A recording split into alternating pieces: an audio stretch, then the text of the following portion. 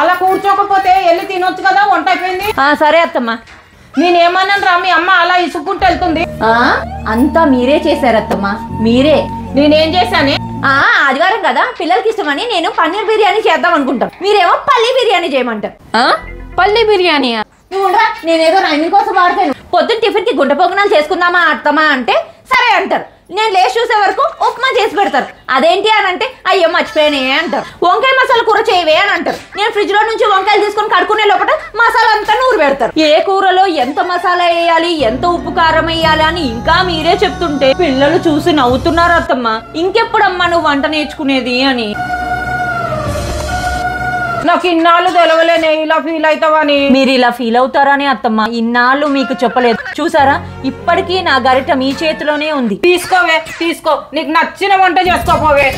పిల్లలు పదండ్రా, మీకు నచ్చిన పన్నీర్ బిర్యానీ చేస్తాను.